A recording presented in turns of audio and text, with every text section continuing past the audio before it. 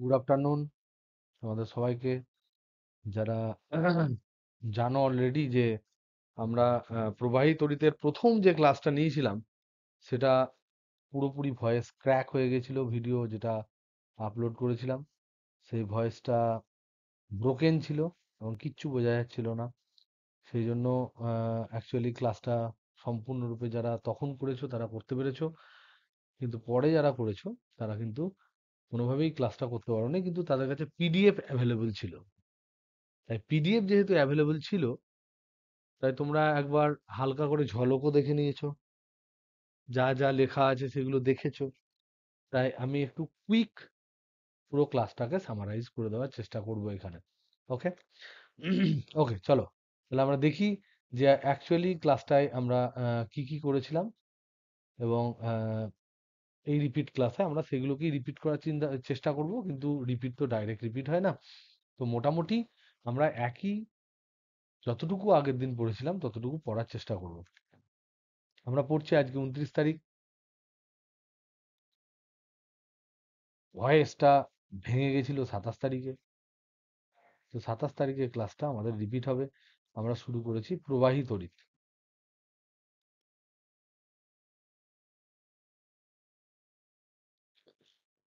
দেখো, ফার্স্ট হচ্ছে যে আমরা এতদিন পর্যন্ত যে জিনিসগুলো পড়লাম সেটা ছিল স্থির তড়িৎ। ছিল স্থির তড়িৎ। স্থির তড়িৎ মানে যেখানে আধানগুলো সেইভাবে কিন্তু একদম ফ্লো থাকবে না আধানের। কোনো পরিবাহীর মধ্যে দিয়ে কন্টিনিউয়াসলি আধান মুভ করবে এরকম কোনো ঘটনা কিন্তু আমরা এতদিন পর্যন্ত দেখিনি। এখন যে ঘটনাগুলো দেখবো, সেখানে কিন্তু আমরা দেখবো একটা পরিবাহী আছে। এখানে একটা পরিবাহী আছে, সেই পরিবাহীর মধ্যে দিয়ে বা পরিবাহীর উপরে পৃষ্ঠে প্রচুর মুক্ত ইলেকট্রন থাকার জন্য সেখানে কিন্তু হু হু হু করে কারেন্ট কিন্তু ফ্লো করবে। এই যে ফ্লো করা, এই ব্যাপারটা আমরা দেখবো। এখানে কিন্তু কোনোভাবে স্থির আধান থাকবে না, ইলেকট্রন একদিক দিয়ে ফ্লো করবে, এবং এই ইলেকট্রনগুলো সাধারণত মুক্ত ইলেকট্রন। মানে স্থির তড়িতের ক্ষেত্রে কিন্তু আধানের উপর আমরা বল প্রয়োগ, আধানের মধ্যে দিয়ে আমরা নেট ফোর্স, ইলেকট্রিক ফোর্স, তারপরে ধরে নাও ওয়ার্ক ডান, দুটো আধান মুভ করাতে ওয়ার্ক ডান কত, পোটেনশিয়াল এনার্জি কি হবে, কাইনেটিক এনার্জি কি হবে, এটসেট্রা, এগুলো আমরা ক্যালকুলেট করেছি। কিন্তু আমরা কোনোভাবেই দেখিনি যে এক ধরনের আধান পুরো স্রোত আকারে এক স্থান থেকে অন্য স্থানে ফ্লো করছে। যে চ্যাপ্টারে আমরা এই ধরনের জিনিসগুলো দেখব, যেখানে আমরা দেখব আধানের ফ্লো পাচ্ছি, আধানের সময়ের সাপেক্ষে ফ্লো পাচ্ছি, সময়ের সাপেক্ষে একটা ফ্লো দেখতে পাবো, এবং সেই ফ্লোটা অবশ্যই কোনো একটা মিডিয়ামের মধ্যে দিয়ে হবে। সেই মিডিয়ামটাকে বলা হয় পরিবাহী। মিডিয়ামটা হচ্ছে পরিবাহী। পরিবাহী বলতে এখানে আমরা তড়িৎ পরিবাহীর কথা বলছি, যেখানে ইলেকট্রন এক জায়গা থেকে অন্য জায়গায় যে মাধ্যমের মধ্যে দিয়ে প্রবাহিত হতে পারে। তো সেখানে যখন ফ্লো হবে সেই জায়গাটা কিন্তু হচ্ছে আমাদের কারেন্ট ইলেকট্রিসিটি বা প্রবাহী তড়িৎ। এই প্রবাহী তড়িৎ কিন্তু আমরা পড়তে চলেছি। তো এই প্রবাহী তড়িৎ পড়ার আগে আমরা কিছু রাশি সমূহের, যেমন ভাবে তোমাদের আগে ক্লাসে আমরা বলেছিলাম, সেই রাশি সমূহগুলোকে আমরা একটা একটা করে চিনে নিতে চাইবো, যেগুলো তোমরা অলরেডি ক্লাস 10-এ তোমরা এই রাশিগুলোর সাথে তোমরা পরিচিত হয়েছো। তবুও আমি just for sake of completeness আমি কিন্তু এই সমস্ত রাশিগুলো একবার জাস্ট বলে দেবো। যেমন প্রথম হচ্ছে তড়িৎ প্রবাহ মাত্রা। তড়িৎ প্রবাহ মাত্রা বা শুধু প্রবাহ মাত্রা, কখনো কখনো কেউ প্রবাহও বলে দেয়। সেই তড়িৎ প্রবাহ মাত্রা যেটাকে আমরা বেশিরভাগ ক্ষেত্রে আই আকারে চিহ্নিত করব, সেটা কি আমরা জানি একক সময়ে প্রবাহিত আধান। একক সময়ে প্রবাহিত আধান, সেই আধান স্মুথলি বা একদম ইউনিফর্মলি ফ্লো করতে পারে। সেই আধান সময়ের সাপেক্ষে কখনো কখনো বেশি কখনো কখনো কম করতে পারে।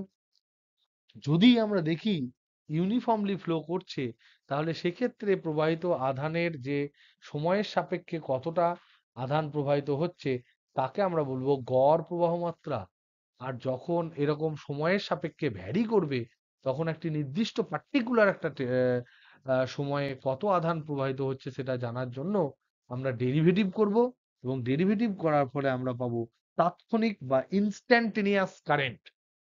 তাহলে আমরা দু ধরনের প্রবাহ মাত্রা পাবো, একটা হচ্ছে সুষম প্রবাহের জন্য, আর একটা হচ্ছে অসম প্রবাহের জন্য।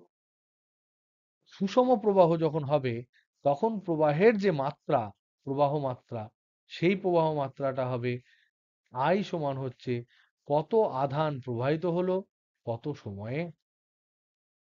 আর অসম প্রবাহ মাত্রা যখন হবে তখন প্রবাহ মাত্রা I, এটা হচ্ছে ডি কিউ ডিটি, মানে হচ্ছে তাৎক্ষণিক প্রবাহ। তাৎক্ষণিক প্রবাহ ঠিক ওই মুহূর্তে কত প্রবাহ হচ্ছে সেই জিনিসটা সম্বন্ধে আইডিয়া পাওয়া যাবে। তো এই এই যে ছোট্ট একটা কনসেপ্ট, দুটো আলাদা আলাদা, এখান থেকে কিন্তু বিভিন্ন ধরনের প্রবলেম পড়ে। তো প্রথমত আমরা যেহেতু প্রবাহ মাত্রা আমরা জানি, এই রাশি এটি হচ্ছে একটি স্কেলার রাশি। প্রথমত এটা ভেক্টর রাশি নয়, কারণ এটা ভেক্টর যোগের নিয়ম টিয়ম এগুলো মানে না। স্কেলার রাশি, এর একক আমরা জানি। একক যদি আমরা দেখি তাহলে দেখব প্রবাহিত আধান বাই সময়, তার মানে এটা কুলম্ব পার সেকেন্ড, এটাকে বলা হয় অ্যাম্পিয়ার। ছোট হাতে এটাকে লেখা মানে শর্ট ইন শর্ট বড় হাতের ক্যাপিটাল এ লেখা হয় অ্যাম্পিয়ার। ওকে, এটা হচ্ছে এসআই পদ্ধতিতে। সিজিএস পদ্ধতিতে যদি আমরা লিখতে চাই তাহলে আমরা লিখব সিজিএস এ ইউনিট এর একক হচ্ছে, সিজিএস এ কি হবে, সিজিএস এ হবে তোমার ইএসইউ আধান বা stat, stat coulomb per second, per second. আর একটা ইউনিট আছে এর সাথে সাথে, সেটা হচ্ছে ইএমইউ ইউনিট। ইএমইউ, ইএমইউ এর মধ্যে ইউনিট আসছে। ইএমইউ একক যেটা, সেটা হচ্ছে ইলেকট্রোম্যাগনেটিক, ইলেকট্রোম্যাগনেটিক ইউনিট বা তড়িৎচুম্বকীয়, তড়িৎচুম্বকীয় একক। এই তড়িৎচুম্বকীয় এককের ফান্ডা হচ্ছে যে 1 ইএমইউ আধান সমান হচ্ছে সি ইন্টু 1 ইএসইউ আধান। তাহলে আলোর বেগ খালি এখানে একটা গুণ হবে। এবার ইএসইউ যেহেতু এটা সিজিএস ইউনিট, তাহলে আলোর বেগটাকেও আমার সিজিএস এ লিখতে হবে। সেটা হবে 3 into 10 two the power 10 centimetre per second. তাহলে এটা সিজিএস এ লিখলাম, ইন্টু 1 ইএসইউ আধান। তার মানে আমি লিখতে পারি 3 into 10 two the power 10 ESU আধান। আবার আমি জানি যে 3 into 10 two the power 9 ESU আধান সমান আবার 1 কুলম্ব।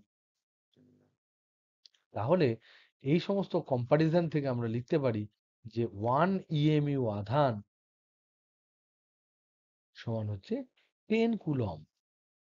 তো ইলেকট্রোম্যাগনেটিক ইউনিট অফ তড়িৎ প্রবাহ কি হবে, 1 ইএমইউ আধান বাই সেকেন্ড।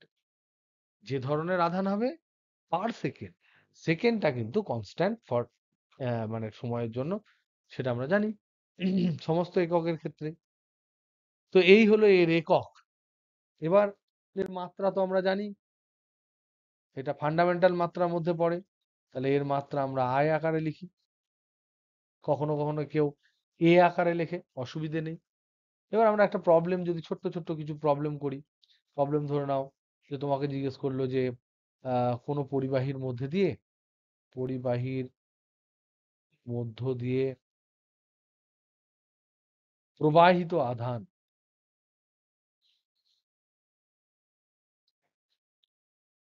কিউ সমান 3t স্কোয়ার মাইনাস 5t। এটা জিজ্ঞেস করলো যে কখন, প্রথম প্রশ্ন করলো কখন প্রবাহ শূন্য হবে। সেকেন্ড জিজ্ঞেস করলো ততক্ষণে কতটা আধান, কতটা আধান প্রবাহিত হবে। এই ধরনের প্রশ্ন করতেই পারে, এবং এই ধরনের প্রশ্ন কিন্তু বিভিন্ন ক্ষেত্রে বিভিন্ন সালে কিন্তু পড়েছে।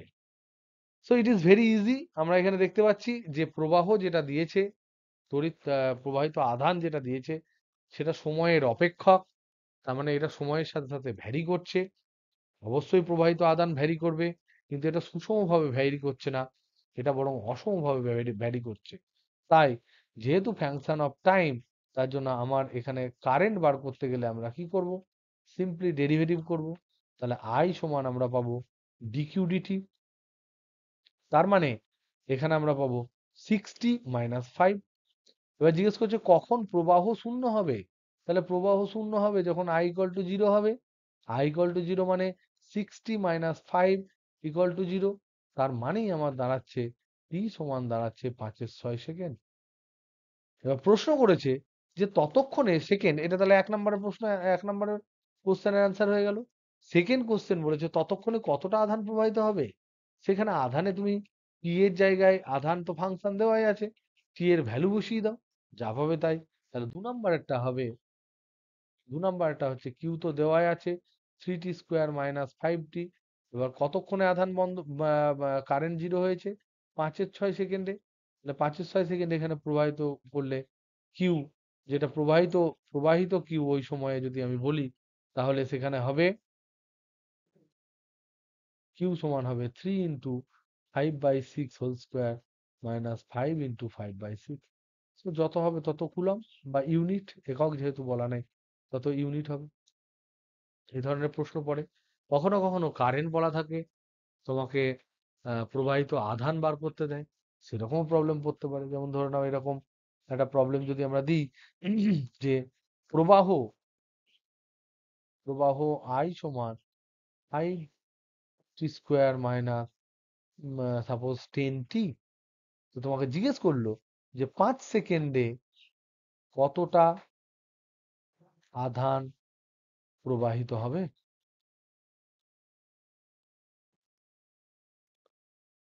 তো এটা উল্টোটা, এখানে কারেন্ট দিয়ে দিয়েছে, তোমাকে আধান বার করতে দিয়েছে। তাহলে কি হবে? কারেন্ট মানে আমরা জানি আই ইকুয়াল টু হচ্ছে, এখানে আমরা 5t² - 10t। এখানে আই ইকুয়াল টু কিউ/টি আমরা লিখতে পারবো না। কিউ/টি লিখলে গন্ডগোল হয়ে যাবে, কারণ এটা সুষমভাবে কিন্তু আই কিন্তু কনস্ট্যান্ট নয়। আই যদি কনস্ট্যান্ট হতো তাহলে কেবলমাত্র আমরা কিউ, মানে আই ইন্টু টি করে আমরা কিউ বার করতে পারতাম। কিন্তু আই এখানে কনস্ট্যান্ট নয়, তার জন্য আই এর জায়গায় আমরা লিখবো ডিকিউ/ডিটি। তো ডিকিউ/ডিটি সমান হচ্ছে 5t² - 10t। তাহলে ডিকিউ সমান কত? ডিকিউ সমান হচ্ছে 5t² - 10t ইন্টু ডিটি। তাহলে কিউ সমান কত পাবো? কিউ সমান হচ্ছে ইন্টিগ্রেশন অফ ডিকিউ সমান হচ্ছে ইন্টিগ্রেশন অফ এইটা, তাহলে 5t² dt integration minus 10t dt integration, দুটো কত টাইমে? 0 থেকে 5 সেকেন্ড হয়তো চেয়েছি, 0 থেকে 5 সেকেন্ড। তাহলে এখানে আমরা ইন্টিগ্রেশন করে যা রেজাল্ট পাবো তাই। 5 ইন্টু এখানে হবে t³/3, এখানে বসাও 0 থেকে 5 মাইনাস 10t²/2, এটাও হবে 0 থেকে 5, যা অ্যান্সার হবে তাই। ক্যালকুলেট করে যা আনসার আসবে তাই। So this is the two processes, যেখানে কিন্তু ভ্যারিং কারেন্ট যখন থাকবে তখন কিন্তু আমাদেরকে অবশ্যই ডিফারেন্সিয়েশন এবং ইন্টিগ্রেশনের সাহায্য নিয়ে কিন্তু আমাদের ক্যালকুলেট করতে হবে। Otherwise will land up to A wrong answer.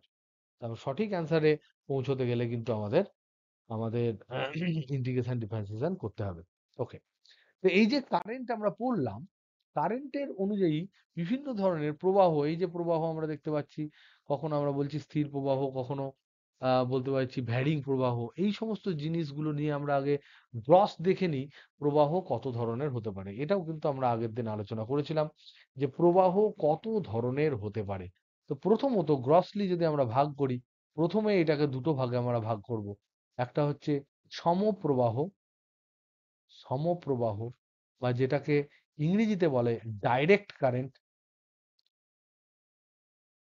Direct current বা ইন শর্ট এটাকে বলা হয় ডিসি। আর একটা হচ্ছে পরিবর্তী প্রবাহ, পরিবর্তী প্রবাহ বা ইংরেজিতে এটাকে বলা হয় অল্টারনেটিং কারেন্ট, অল্টারনেটিং কারেন্ট। বা ইন শর্ট এটাকে বলা হয় এসি। একটা ডিসি একটা এসি। এটা কিসের উপর নির্ভর করে? এটা নির্ভর করে কারেন্টের ডাইরেকশনের উপর, প্রবাহের দিকের উপর। তাহলে আমরা আগে দেখি প্রবাহের দিক বলতে কি বোঝায়। মনে রাখবে যেহেতু এটা একটা স্কেলার রাশি, কারেন্ট বা তড়িৎ প্রবাহ মাত্রা যেহেতু স্কেলার রাশি, এর দিক বলে সত্যি কিছু নেই। কিন্তু আমাদের নিজেদের সুবিধার্থে আমরা ইলেকট্রন যেদিকে প্রবাহিত হয় তার বিপরীত দিকটাকে কারেন্টের দিক হিসেবে ধরে নিয়েছি। তাহলে কারেন্ট বলে বেসিক্যালি কিছু প্রবাহিত হয় না, প্রবাহিত হয় ইলেকট্রন। তাহলে আমরা এখানে ধরে নিয়েছি ইলেকট্রনের প্রবাহের দিকের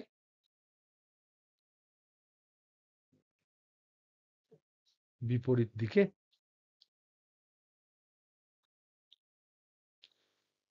তার মানে ইলেকট্রন যেদিকে প্রবাহিত হবে, ইলেকট্রন কোন দিক থেকে কোন দিকে প্রবাহিত হবে? ইলেকট্রন প্রবাহিত হয়, ইলেকট্রন প্রবাহ যদি আমরা দেখি, এটা হয় পজিটিভের দিকে হয়, পজিটিভের দিকে হবে। কোন দিক থেকে? নেগেটিভ থেকে। নেগেটিভ থেকে পজিটিভের দিকে হবে। তাহলে প্রবাহ কোন দিকে যাবে? প্রবাহ বলতে অবশ্যই আমরা তড়িৎ প্রবাহ বলছি। তড়িৎ প্রবাহ তাহলে হবে পজিটিভ থেকে নেগেটিভের দিকে। তাহলে এই যে দিক আমরা পেলাম, তাতে সমপ্রবাহ কি আর পরিবর্তী প্রবাহ কি?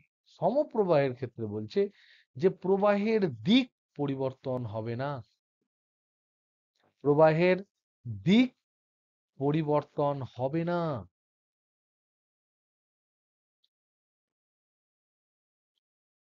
আর পরিবর্তী প্রবাহ বলতে বোঝাচ্ছে সময়ের সাপেক্ষে, সময়ের সাপেক্ষে তড়িৎ প্রবাহের দিক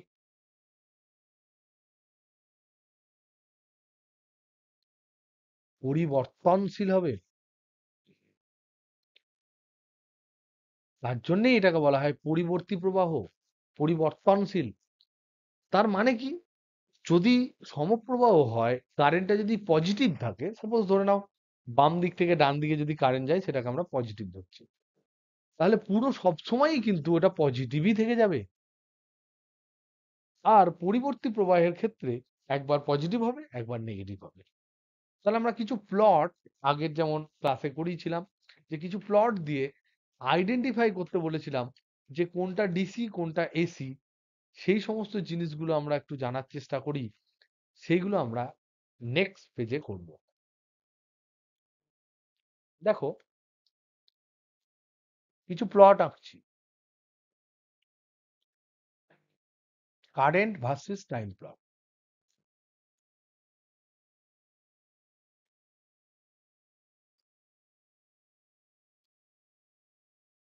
এরকম অনেকগুলো আমি প্লট পর পর পর পর পর পর আঁকার চেষ্টা করছি।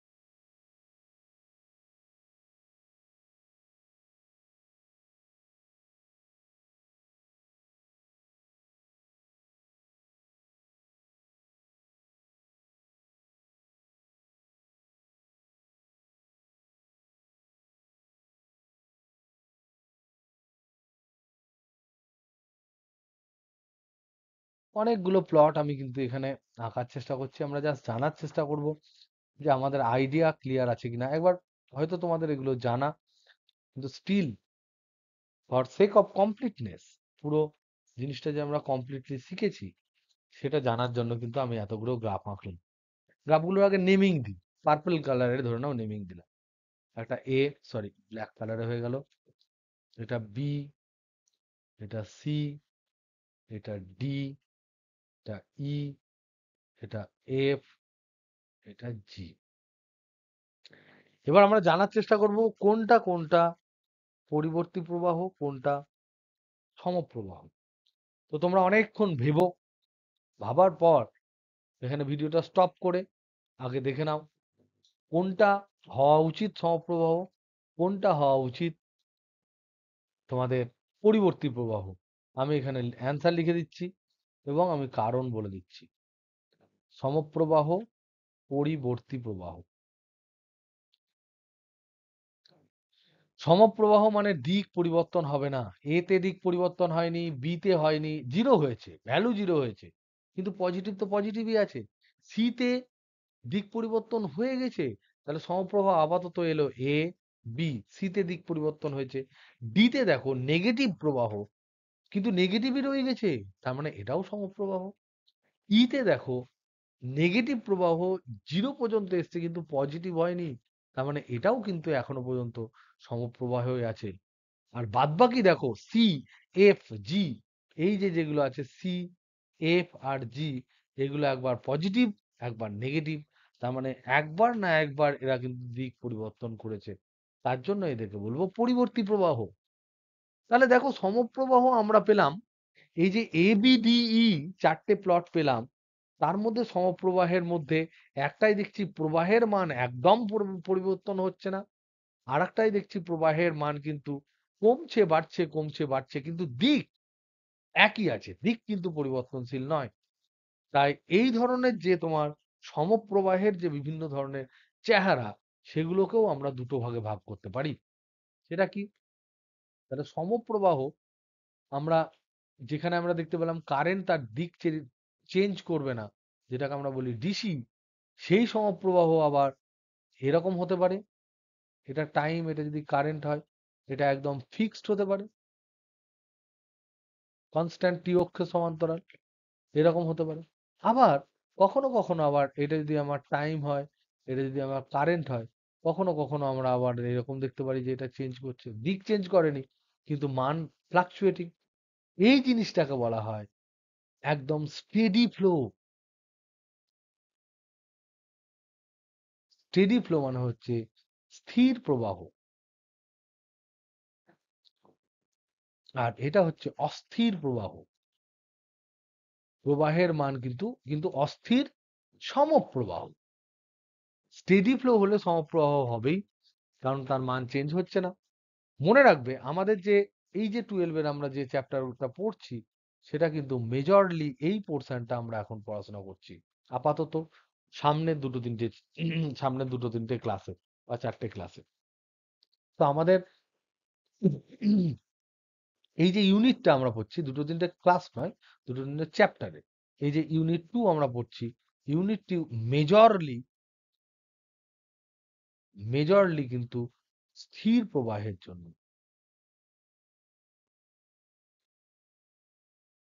আমরা অবশ্যই যখন অস্থির হবে, চেঞ্জ করবে, ভ্যারি করবে, তখন কি হয় তার সাথে সাথেও আমরা পড়ে নেব। কিন্তু গড়ান আমরা যে থিওরিটা পড়বো, সেই থিওরিটা কিন্তু ইউনিট 2 তে এই স্থির প্রবাহের জন্য। তাহলে আমরা কারেন্ট সম্বন্ধে একটা আইডিয়া পেলাম। তাহলে কারেন্ট সম্বন্ধে আইডিয়া যখন পেলাম, তখন আমাদের জানতে হবে কারেন্ট পাই কি করে। তাহলে প্রবাহ পাই কিভাবে? তার জন্য কিছু উৎস লাগে, সেগুলোকে বলা হয় তড়িৎ উৎস।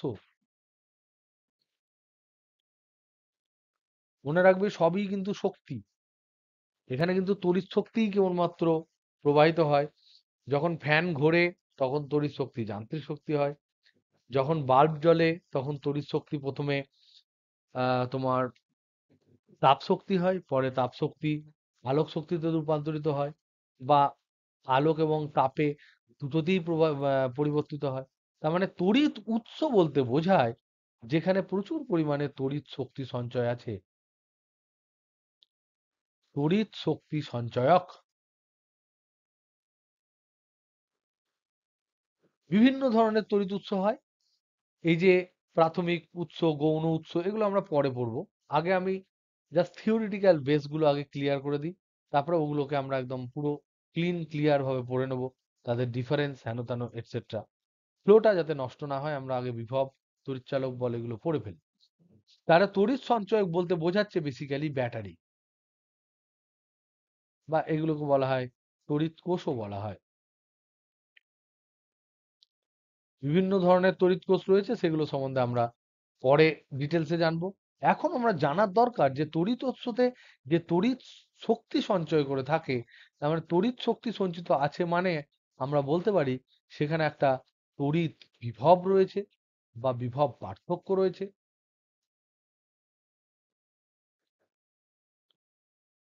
তড়িৎ বিভব পার্থক্য সৃষ্টি করতে পারে এরকম একটা যন্ত্র, এরকম একটা অ্যারেঞ্জমেন্ট, এরকম একটা সংস্থা, তাকে আমরা তড়িৎ উৎস বা তড়িৎ কোষ বলবো। তাহলে এই যে তড়িৎ কোষ, এগুলো দেখতে কেমন? দেখতে যেমনই হোক না কেন, এদের চেহারা বেসিক চেহারা যদি আমরা দেখি, তাহলে দেখতে পাবো এদের দুখানা ইলেকট্রোড অবশ্যই আছে। কিছু একটা অ্যারেঞ্জমেন্ট রয়েছে, এরকম ধরনের ক্লোজ অ্যারেঞ্জমেন্ট রয়েছে। সেখানে এখানে ড্রাই জিনিস থাকতে পারে, লিকুইড জিনিস থাকতে পারে, লিকুইড রিয়েজেন্ট থাকতে পারে, ড্রাই থাকতে পারে, যা খুশি থাকতে পারে। কিন্তু এখানে ডেফিনেটলি দুটো তড়িৎদ্বার অবশ্যই থাকবে। একটা তড়িৎদ্বার হবে তোমার পজিটিভ, আর একটা তড়িৎদ্বার হবে তোমার নেগেটিভ। এই পজিটিভ এবং নেগেটিভ তড়িৎদ্বার কিন্তু এখানে একটা থাকবে, এবং যে দুটো তড়িৎদ্বারের মধ্যে বিভবের একটা তফাৎ থাকবে, সেই বিভবের তফাৎ যদি কোনো একটা মানে তোমার বাল্ব বলো, কোনো একটা ফ্যান বলো, বা যে কোনো ধরনের জিনিস বলো, কোনো একটা তড়িৎ যন্ত্র বলো, তার দুই পাশে যখন আমি দেব, তখন এই পজিটিভ পাথ যেটা রয়েছে, যে যার ভোল্টেজ পজিটিভ এই এ, আর যার ভোল্টেজ নেগেটিভ বি, তাহলে এ থেকে বি এ বহিঃবর্তনীতে কারেন্ট প্রবাহ করবে, এবং সেই কারেন্ট প্রবাহের জন্যই বিভিন্ন ধরনের গাণিতিক ঘটনা আমরা কিন্তু মানে উপলব্ধি করব এবং দেখব, বুঝবো, জানবো। তার মানে বেসিক চেহারা তড়িৎ উৎসের ক্ষেত্রে কি? তড়িৎ উৎস বলতে যার মধ্যে তড়িৎ শক্তি সঞ্চয় থাকে, তার মানে একটাই যে সে কারেন্ট প্রবাহ দিতে পারে, তড়িৎ প্রবাহিত করতে পারে। তড়িৎ প্রবাহিত করতে গেলে তার ভিতরে বেসিক যদি আমি চেহারা দেখি, তার মধ্যে কিছু একটা লিকুইড বা ড্রাই জিনিস যা থাকবে, থাকুক না থাকুক, যাই থাকুক, কিন্তু আল্টিমেটলি অবশ্যই সেখানে কেমিক্যাল প্রসেস হোক বা যেকোনো ধরনের প্রসেস হোক, বিভিন্ন ধরনের প্রসেস হতে পারে, যাই থাকুক না থাকুক, কিন্তু দুটো ইম্পর্টেন্ট জিনিস অবশ্যই থাকবে। দুটো তড়িৎদ্বার থাকবে, দুটো আউটপুট মিনিমাম থাকবে, এবং সেই দুটো আউটপুটের মধ্যে একটা হবে ধনাত্মক, একটা হবে ঋণাত্মক।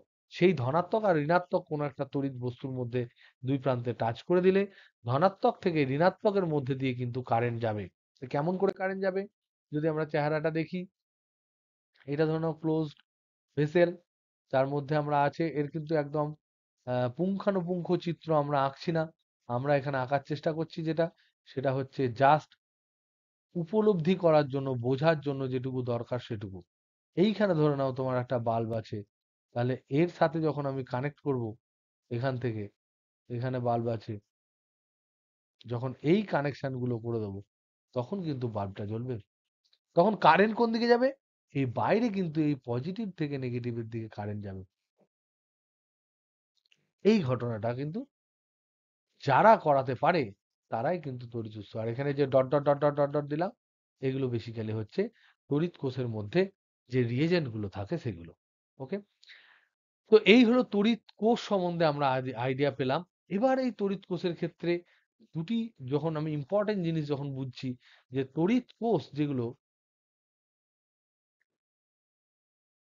কোষের দুটি আহ, যে তোমার পাথ কি কি, একটা হচ্ছে পজিটিভ পাথ, তাকে বলা হয় অ্যানড, কারণ অ্যানায়ন সেদিকে যায়। আর একটা নেগেটিভ পাথ, সেটাকে বলা হয় ক্যাথোড, তার কারণ হচ্ছে ক্যাটায়ন সেদিকে যায়। এই যে পজিটিভ আর নেগেটিভ পাথ, এদের মধ্যে বিভব পার্থক্য আছে, এদের মধ্যে বিভব পার্থক্য থাকবে।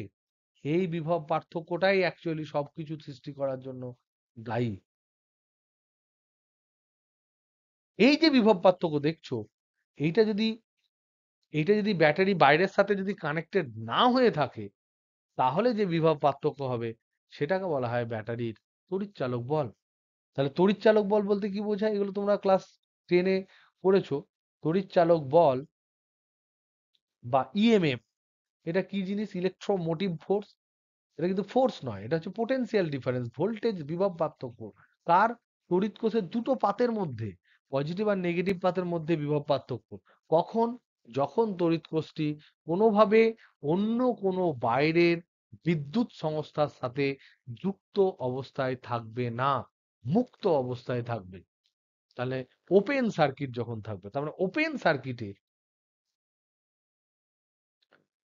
ওপেন সার্কিট অবস্থায়, বাংলায় এটাকে ওপেন সার্কিটটাকে কি বলা হয়? মুক্ত বর্তনী। মুক্ত বর্তনী থাকা অবস্থায় তড়িৎদ্বারের তড়িৎদ্বারের মধ্যে বিভব পার্থক্য,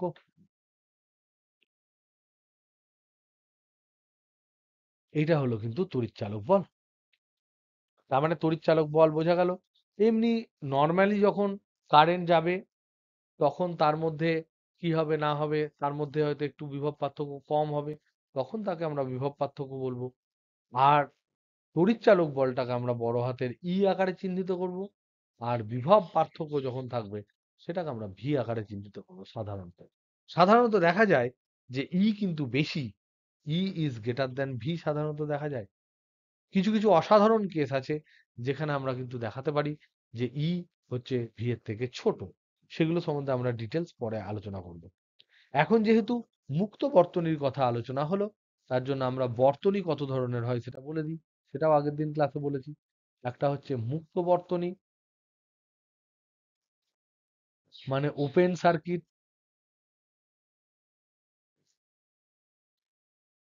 তার মানে নো প্রবাহ। প্রবাহ বলতে তড়িৎ প্রবাহের কথা বলছি। তার মানে রোধ অসীম।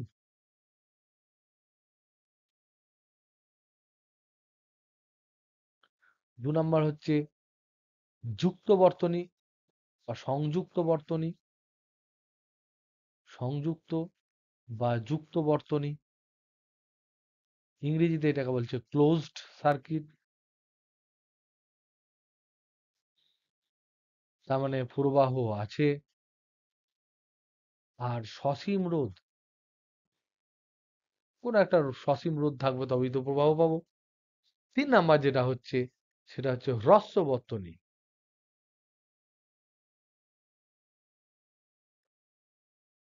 যেটাকে ইংরেজিতে বলা হয় শর্ট সার্কিট।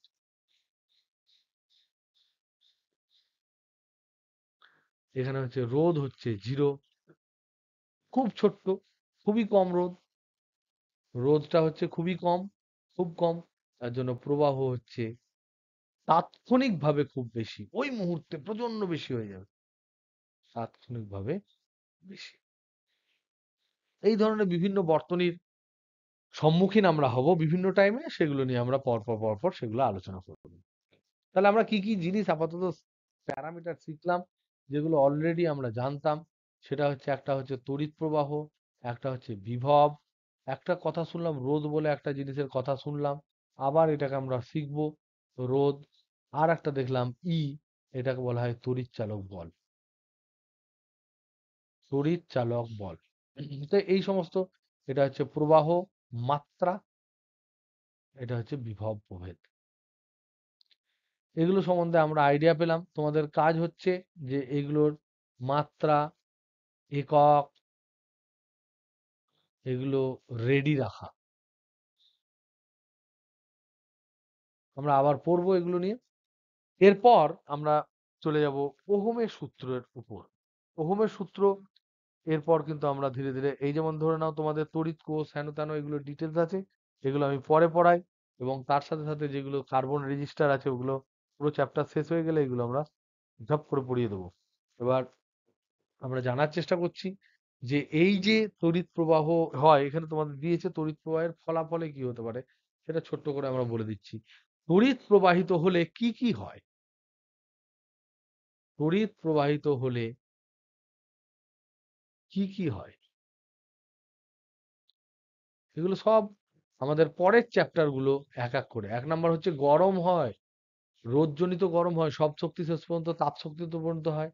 তার মানে গরম হয়, গরম হয় মানে একটা তাপীয় ফলাফল আমরা পেতে পারি, তাপীয় ফলাফল পেতে পারি, তাপীয় ফল মানে হিটিং ইফেক্ট। আর একটা তড়িৎ প্রবাহিত হলে অবশ্যই সেখানে একটা আমরা ম্যাগনেটিক ফিল্ড দেখবো বা চৌম্বক ক্ষেত্র সৃষ্টি হয়, সেটা আমরা দেখতে পাবো, চৌম্বক ফলাফল হয়। আর ৩ নাম্বার হচ্ছে তড়িৎ প্রবাহ করে কিন্তু আমরা কোনো একটি তোমার যে আহ, তড়িৎ প্রবাহ করে কোনো একটা ব্যাটারিকে আমরা চার্জ করে দিতে পারি বা তার মধ্যে রাসায়নিক কিছু পরিবর্তন করে দিতে পারি, ইলেকট্রোলাইসিস করতে পারি, এই সমস্ত জিনিসগুলো করতে পারি। তো একটা রাসায়নিক ইফেক্ট আছে যেটা আমাদের কিন্তু ফিজিক্সের চ্যাপ্টারে কিন্তু নেই। তাহলে আমরা কামিং চ্যাপ্টার গুলোই এই দুটো, এইটা আমাদের নেই, এই দুটো কিন্তু আমরা জাস্ট এই চ্যাপ্টারটা পড়া হয়ে গেলে তারপরে দুটো চ্যাপ্টারে এই সমস্ত জিনিসগুলো আমরা আছে।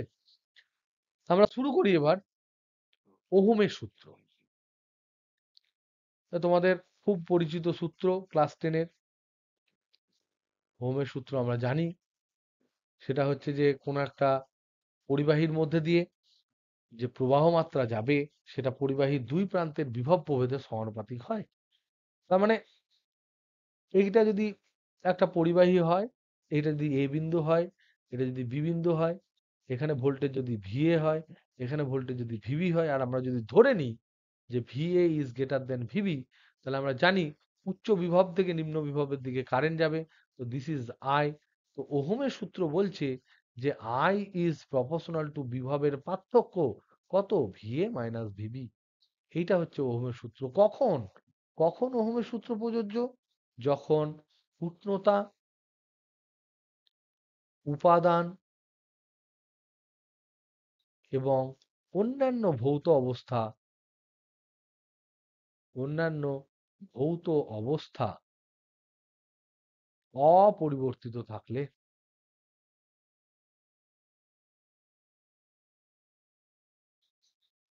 তার মানে কি, এখান থেকে আমরা লিখতে পারি যে VA minus VB is proportional to I. আমরা জানি যে এটা প্রপোর্শনাল টু এটা হলে ওটা প্রপোর্শনাল টু এটা হবে। এই প্রপোর্শনালটি, এই ভিএ মাইনাস ভিবি কে যদি আমরা ভি ধরি, তাহলে V is proportional to I. আমরা ধরে নিয়েছি ভিএ মাইনাস ভিবি সমান হচ্ছে ভি। তাহলে এখানে একটা প্রপোর্শনালিটি কনস্ট্যান্ট আসবে, V equal to I into R. এই যে আরটা এলো, আর হচ্ছে সমানুপাতিক ভেদ ধ্রুবক।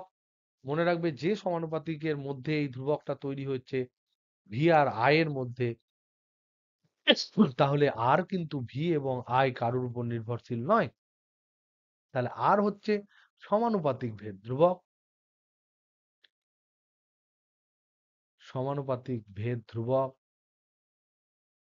যেটা ডাজ নট ডিপেন্ড অন, নির্ভর করে না কার উপর, does not depend on V, does not depend on I, কারণ এদেরই সমানুপাতিক ধ্রুবক এসছে তোমার রোধ। তাহলে এই যে নতুন রাশি এলো আর, রোধ, এই আরটার সংজ্ঞা কিরকম হতে পারে, আর সমান হচ্ছে ভি বাই আই। তার মানে কি, তার মানে হচ্ছে বিভব পার্থক্য ডেল্টা ভি বাই কারেন্ট। তাহলে দুটি পরিবাহীর, পরিবাহীর দুটি বিন্দুর মধ্যে, পরিবাহীর দুটি বিন্দুর মধ্যে বিভব পার্থক্য, মধ্যে বিভব পার্থক্য বাই সেই বিন্দুর মধ্যে দিয়ে প্রবাহিত তড়িৎ প্রবাহ, প্রবাহ মাত্রা, এটা হলো রোধ। পরিবাহীর রোধের যদি আমরা আহ অভ্যন্তরীণ ব্যাখ্যা আমরা এই চ্যাপ্টারের শেষে করব, আমরা আণুবীক্ষণিকভাবে বিভিন্ন তারগুলোকে আমরা দেখার চেষ্টা করব সেই রোধ কোন কোন বিষয়ের উপর নির্ভর করে এবং আণুবীক্ষণিকভাবে কি হয়। আমরা তো এই যে ভি আর আই যেগুলো আমরা ওহম ওহমের সূত্রতে লিখলাম, সেগুলো সব জিনিসই কিন্তু বাইরে থেকে মাপা যায়। তাই এগুলো আণুবীক্ষণিক নয়, রোধও কিন্তু আণুবীক্ষণিক প্যারামিটার নয়, তার রিলেটেড ভেতরের যে প্যারামিটার গুলো রয়েছে সেগুলো সম্বন্ধে আমরা আইডিয়া পাবো। এনিওয়ে, যাই হোক, তাহলে এখানে আমরা জানতে চাইছি যে রোধ বেসিক্যালি বলতে বোঝায় যে রোধ হলো বাধা। এটা হলো বেসিক্যালি বাধা। কিসের বাধা? তড়িৎ পরিবহনের ক্ষেত্রে যে বাধাটা হয়, তড়িৎ পরিবহনে বাধা যেটা হয়, সেই বাধাটাকে কিন্তু কোয়ালিটেটিভলি রোধ কিন্তু ডিফাইন করে। এর রোধের কোয়ালিটিটাই হচ্ছে রোধ যদি বেশি হয় কারেন্ট কমে যাবে, রোধ যদি কম হয় কারেন্ট বেড়ে যাবে। যেদিকে রোধ বেশি সেদিকে প্রবাহ কম, যেদিকে রোধ খুবই কম সেদিকে প্রবাহ খুবই বেশি। এই ধরনের কিন্তু ফান্ডা আমাদের বিশাল কাজে লাগবে। তাহলে ওহমের সূত্র হিসেবে আমরা যেটা পেলাম, ওহম সূত্র যেটা আমরা পেলাম, সেই সূত্রতে আমরা পেলাম V equal to I into R, যেখানে ভি কিন্তু হচ্ছে বিভব পার্থক্য দুটো বিন্দুর মধ্যে। তাহলে নতুন রাশি এলো আর, রোধ, এর মাত্রা তোমরা রেডি করবে। এগুলো সব হোমওয়ার্ক, এগুলো ফটাফট রেডি করবে। এর এককটা আমি বলে দিই, এর একক হচ্ছে ওহম, এবং এটাকে এই আকারে চিহ্নিত করা হয়। এবার আমরা পড়ব যে এই যে পরিবাহীর রোধ কি কি বিষয়ের উপর নির্ভর করে। পরিবাহীর রোধ কি কি বিষয়ের উপর নির্ভর করে।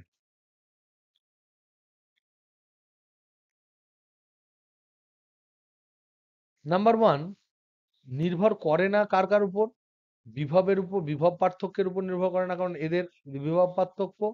নাম্বার টু, প্রবাহ মাত্রা, এই দুটোর উপর কিন্তু নির্ভর করে না, এই দুটোর উপর নির্ভর করে না, কারণ এদের প্রপোর্শনালিটি কনস্ট্যান্ট। তাহলে কার কার উপর নির্ভর করে? এক নাম্বার হচ্ছে আকার, দৈর্ঘ্য, পরিবাহীর দৈর্ঘ্য। দু নাম্বার হচ্ছে প্রস্থচ্ছেদের ক্ষেত্রফল। তার মানে আকার পেলাম এখানে, এখানে পেলাম আকার। নেক্সট হচ্ছে উপাদানের উপর নির্ভর করে, কারণ উপাদানটাকে আমরা ধ্রুবক রেখেছিলাম ওহমের সূত্রে। আর উষ্ণতার উপর নির্ভর করলেও করতে পারে, সেটা অবশ্যই করে, সেটা আমরা দেখব। উষ্ণতার উপর নির্ভর করে, কারণ এটাও আমরা ধরে নিয়েছিলাম যে কনস্ট্যান্ট। তাহলে এক এক করে আমরা জানার চেষ্টা করব যে পরিবাহীর রোধ কোন কোন বিষয়ের উপর নির্ভর করে। ফার্স্ট হচ্ছে দৈর্ঘ্য, তাহলে রোধের নির্ভরশীলতা।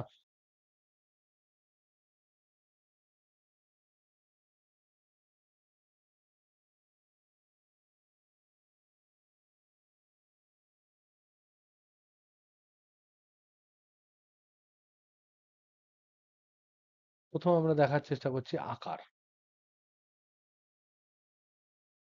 তাহলে আসবে দৈর্ঘ্য, এল। যত দৈর্ঘ্য বাড়বে তত কিন্তু রোধ বাড়ে। এগুলো আমি বেশি ভাটাচ্ছি না, কারণ এগুলো তোমরা অলরেডি ক্লাস 10-এ পড়েছো। যখন এ হচ্ছে ধ্রুবক, এ হচ্ছে প্রস্থচ্ছেদের ক্ষেত্রফল, আমরা ধরে নিচ্ছি, ধরে নাও এরকম হচ্ছে একটা পরিবাহী যার দৈর্ঘ্য হচ্ছে এল। এই দৈর্ঘ্যটা যত বাড়বে তত রোধ বাড়বে।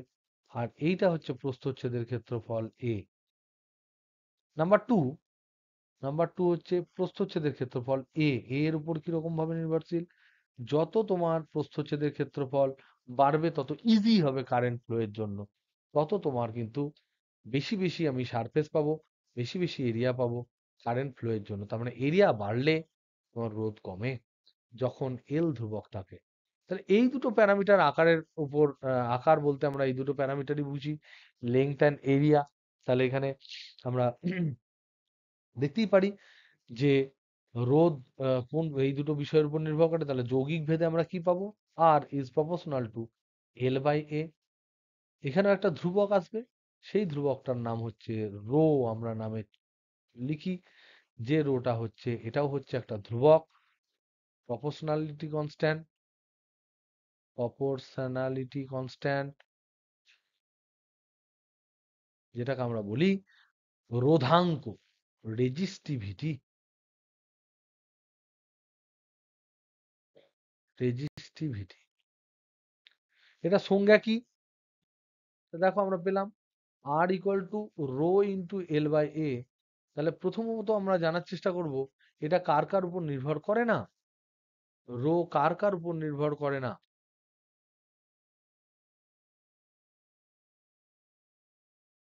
নির্ভর করে না। এক নাম্বার হচ্ছে দৈর্ঘ্যের উপর নির্ভর করে না। দু নাম্বার হচ্ছে আকারের উপর নির্ভর করে না। তিন নাম্বার হচ্ছে প্রস্থচ্ছেদের ক্ষেত্রফল এর উপর নির্ভর করে না। তাহলে বেঁচে থাকলো ভি আর আয়ের উপর, তো এমনি নির্ভর করতো না, রোধই নির্ভর করে না। তাহলে ভি এর উপর নির্ভর করে না, আয়ের উপর নির্ভর করে না, কারুর উপর নির্ভর করে না। তাহলে কার উপর করে? বেঁচে যারা আছে তাদের উপর করে।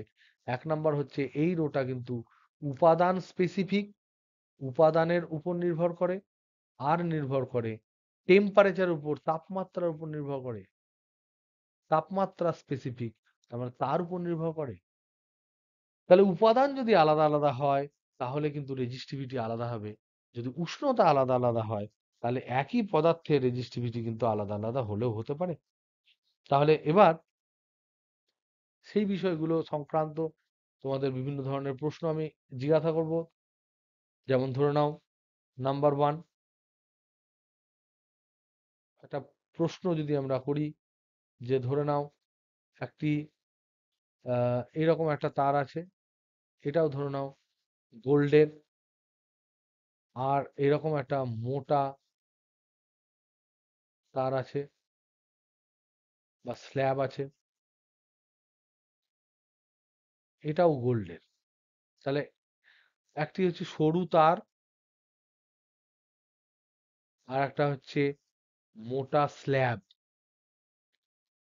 নিশ্চয়ই মোটা স্ল্যাবের মতো গোল্ডের জিনিস পেলে তোমরা বেশি খুশি হবে।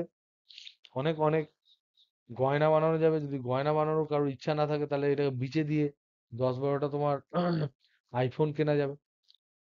কিন্তু আমার প্রশ্ন হচ্ছে, এই যে দুটো আমরা পরিবাহী নিলাম, দুটি পরিবাহী আমরা নিলাম, সেই দুটো পরিবাহীর ক্ষেত্রে এটা হচ্ছে অপশন এ, যেটা হচ্ছে সরু তার, এটা হচ্ছে অপশন বি, যেটা হচ্ছে মোটা স্ল্যাব। এই দুটোর ক্ষেত্রে আমরা জানার চেষ্টা করব। প্রশ্ন আমার 1 নাম্বার প্রশ্ন হচ্ছে, কার রোধ বেশি? জাস্ট দেখে দেখে তোমাকে বলতে হবে কার রোধ বেশি হবে। আর 2 নাম্বার হচ্ছে কার রোধাঙ্ক বেশি হবে।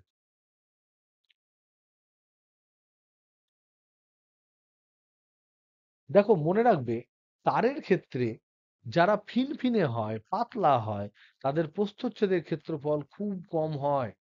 খুব কম হওয়ার দরুন তাদের রোধ কিন্তু হিউজ বেশি হয়। তাহলে এ এর যে রোধ, এটার হিউজ বেশি হবে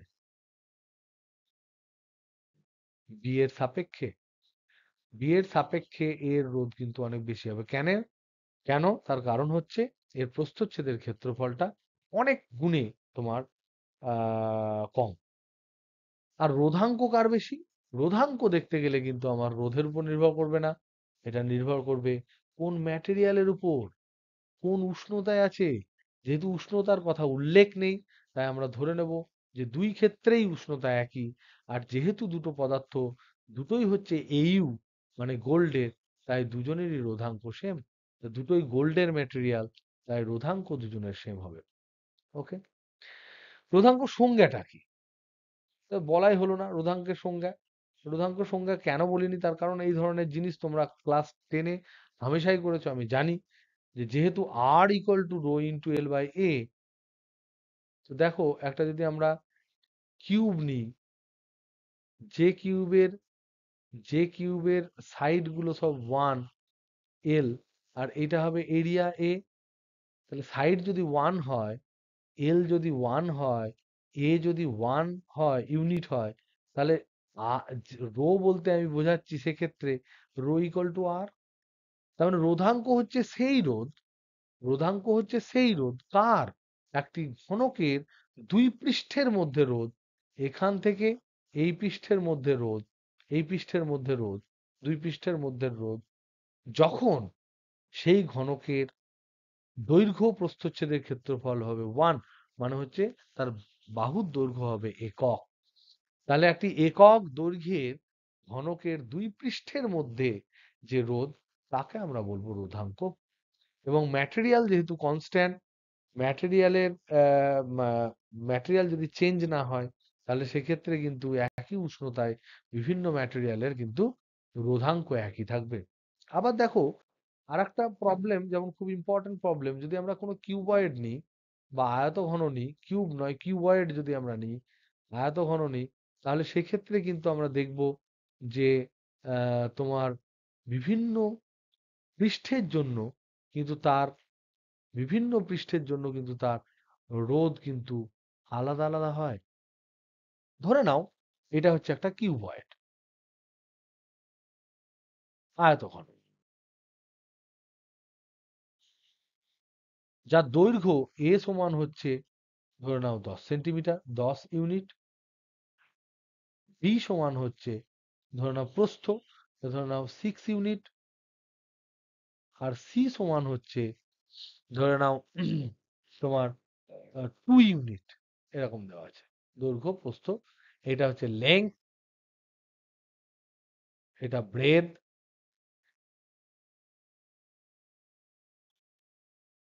আর এটা হচ্ছে হাইট। এবার তোমাকে বিভিন্ন বিপরীত পৃষ্ঠের, এই পৃষ্ঠের সাথে এই পৃষ্ঠের একটা রোধ, মানে যেটা লম্বা দিক, আর একটা হচ্ছে ধরে নাও এই পৃষ্ঠের সাথে এই পৃষ্ঠের রোধ বার করতে দিয়েছে, তার মানে চওড়ার দিকে। তার মানে কি বিভিন্ন রকম, একটা হচ্ছে লম্বা দিক বরাবর তোমাকে বার করতে দিয়েছে, এই দিক বরাবর।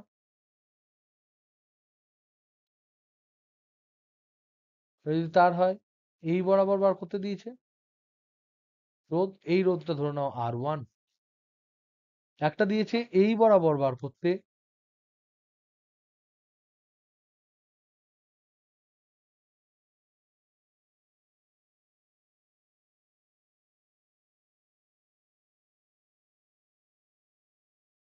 এখান থেকে এই বরাবর বার করতে দিয়েছে, এইটা ধরে নাও R2। আর একটা দিয়েছে তোমার এই বরাবর, এখান থেকে এই বরাবর বার করতে দিয়েছে, এটা ধরে নাও R3। তোমাদের এটা হোমওয়ার্ক দিলাম, তোমরা বের করো যে R1:R2:R3 সমান কত। আমরা দেখতে পাবো যে যদি এটা আয়তঘন হয় এবং দৈর্ঘ্য প্রস্থ বেধ যদি আলাদা হয়, তাহলে তাদের দুটি পৃষ্ঠের মধ্যে রোধ সর্বদা কিন্তু একই হয় না। সেটা প্রমাণ করার জন্য এই প্রবলেমটা কিন্তু তোমরা করো, এবং this is also very very important, very very important. Okay, এটা হোমওয়ার্ক দিলাম। নেক্সট, তাহলে আগেরটা তোমাদের হোমওয়ার্ক থাকলো, হোমওয়ার্কটা তোমরা দেখো। একটা জিনিস অবশ্যই তোমরা এই যে রোধাঙ্ক যেটা আমরা পড়লাম, রোধাঙ্ক, এই রোধাঙ্কর ইউনিটটা কিন্তু ইম্পর্টেন্ট। ইউনিটটা তোমরা দেখে নেবে। ইউনিট হচ্ছে যে তোমার মো মিটার এসআই পদ্ধতি। এটা ওহমের উল্টো, সেই জন্য একে বলা হয় মো মিটার। আর সিজিএসএ হচ্ছে মো সেন্টিমিটার। এটা সিজিএসএ কি করে আসে না আসে, এর ডাইমেনশন, এগুলো কিন্তু অবশ্যই, যেহেতু ইউনিট ডাইমেনশন তোমরা ফটাফট ফটাফট ক্যালকুলেট করতে পারো, এই জিনিসগুলো কিন্তু করে নিও। তার সাথে সাথে আর একটা ইম্পর্টেন্ট জিনিস হচ্ছে যে রোধ নির্ণয়, বিভিন্ন ভাবে কিন্তু আমরা রোধ ক্যালকুলেট করতে পারি। রোধ নির্ণয়, রোধ কিন্তু আমরা নির্ণয় করতে পারি গ্রাফিক্যালি। ঠিক আছে, আমরা গ্রাফিক্যালি রোধ নির্ণয় করতে পারি।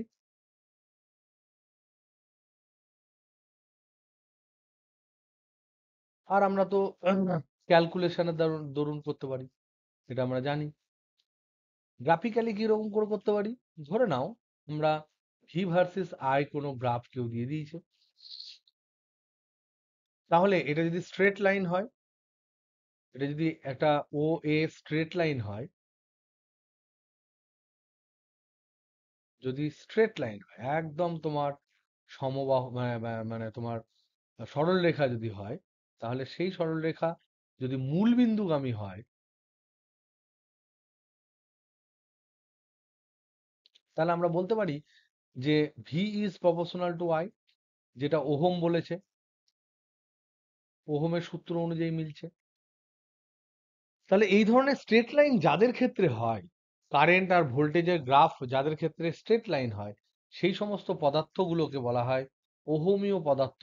তাহলে ওহমীয় পদার্থ যদি হয়, ওহমীয় পদার্থ যদি হয়, তাহলে তাদের ক্ষেত্রে এই অ্যাঙ্গেলটা যদি থিটা হয়, তাহলে এই যে স্ট্রেট লাইনটা, ওয়ে স্ট্রেট লাইন, এর ইকুয়েশন হচ্ছে y equal to M X. Y এ কি, ওয়াই হচ্ছে ভি, এম মানে হচ্ছে নতি, এক্স এ কি, এক্স এ হচ্ছে আই।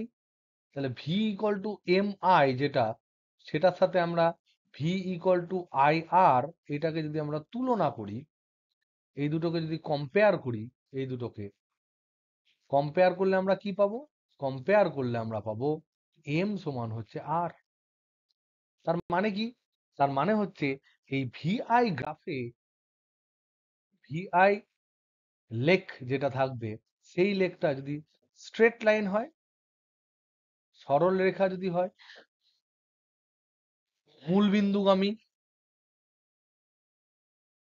বিন্দুগামী যদি সরল রেখা হয়, তাহলে তার স্লোপ, তার যে নতি, সেই স্লোপ মানে ট্যান থিটা, এক্স অক্ষের সাথে যে অ্যাঙ্গেল সেটা যদি থিটা হয়, সেটাই হচ্ছে তোমার রোধ।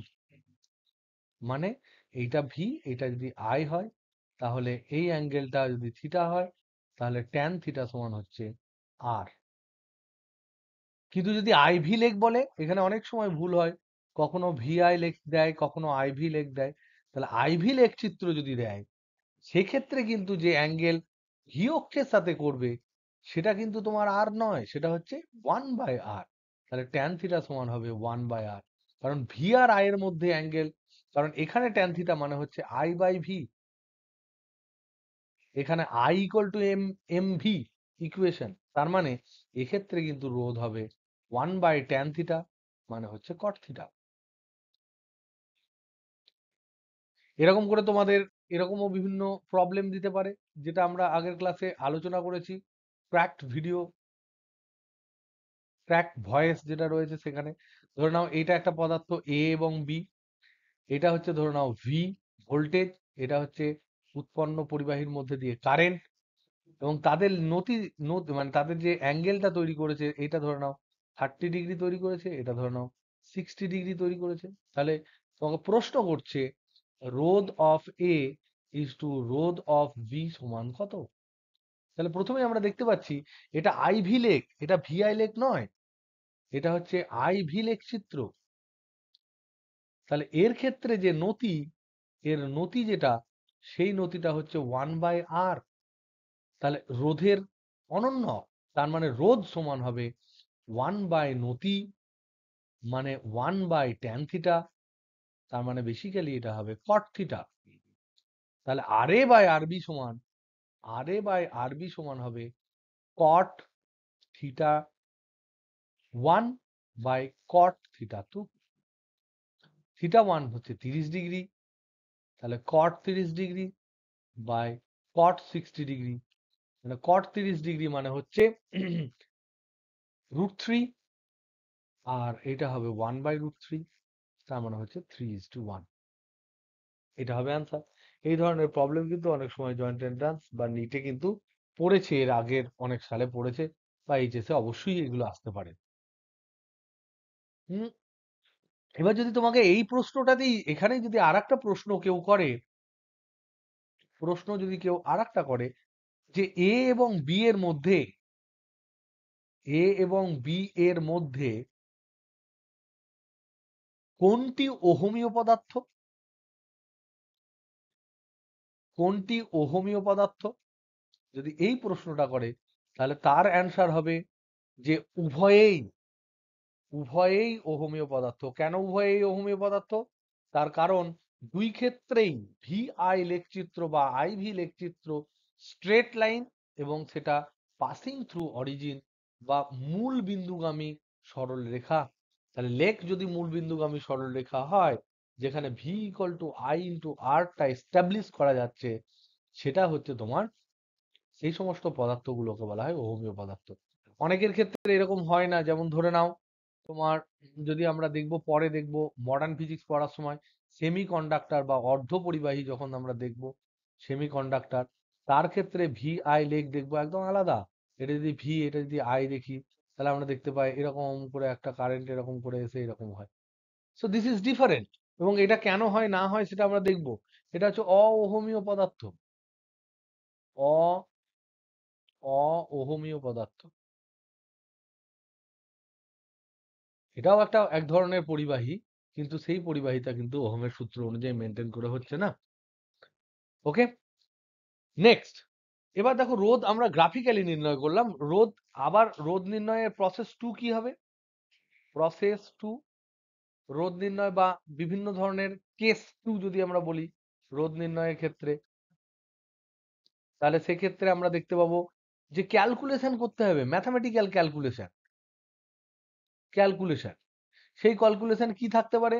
ধরো তোমাকে বলে দিল যে এইখানে একটা রোধ রোধ আছে, বলেনি কত। এই এ এবং বি বিন্দুর মধ্যে বিভব প্রভেদ দিয়ে দিল, ভি এ মাইনাস ভিবি সমান ধরো বলে দিল 5 ভোল্ট। এর মধ্যে দিয়ে তখন কারেন্ট যাচ্ছে ধরে নাও আই সমান বলে দিল 2 অ্যাম্পিয়ার। তাহলে রোধ কত? তাহলে রোধ কত যদি জিজ্ঞেস করে, আর কত, তাহলে সিম্পল ওহমের সূত্র দিয়ে আর সমান V A minus VB by I করে কিন্তু আমরা রোধ বার করতে পারবো 5/2 ওহম।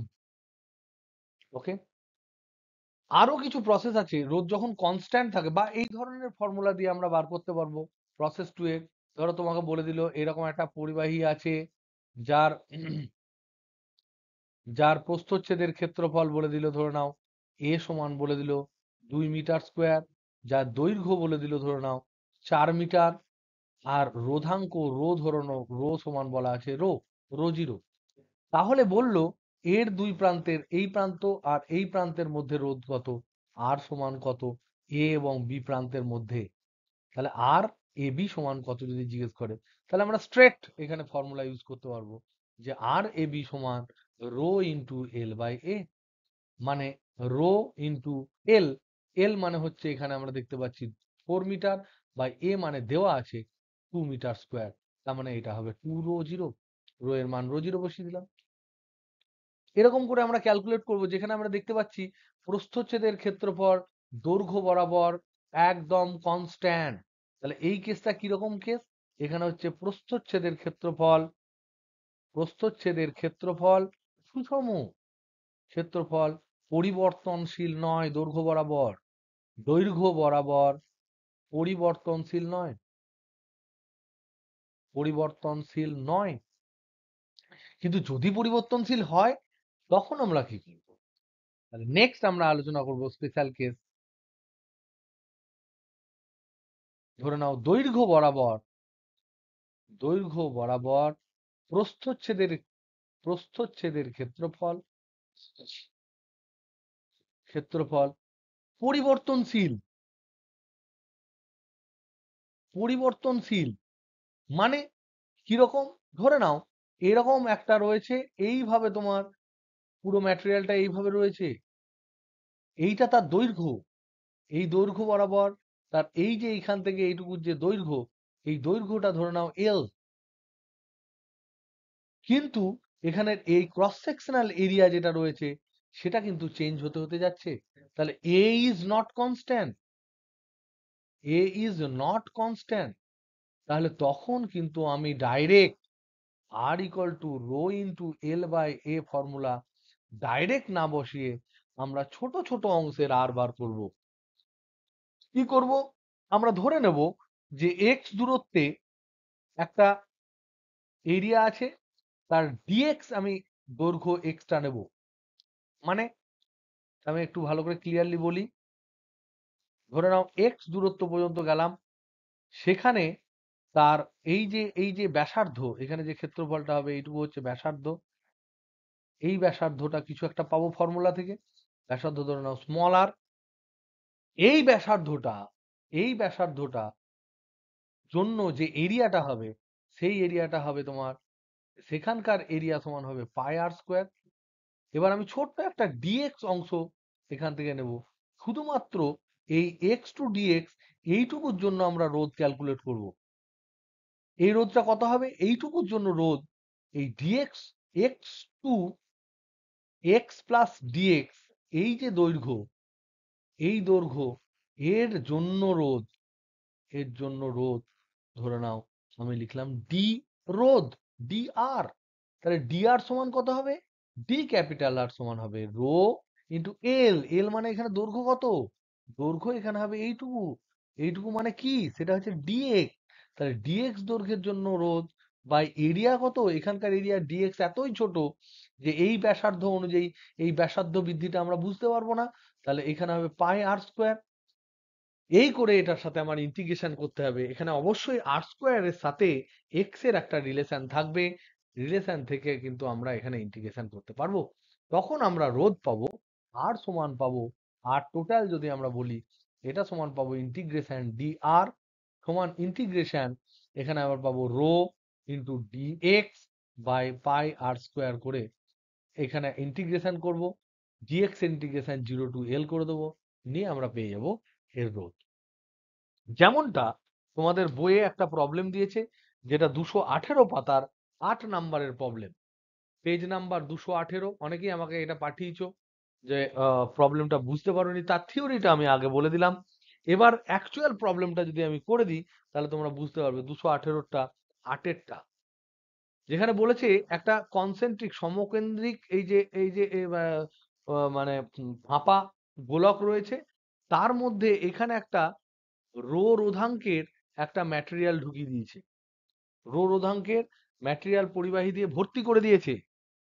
তাহলে এর অন্তঃব্যাসার্ধ হচ্ছে এ, বহিঃব্যাসার্ধ বলেছে বি, নিয়ে বলেছে তাহলে এর ভেতর আর বাইরের মধ্যে রোধ সমান কত, রোধ সমান কত।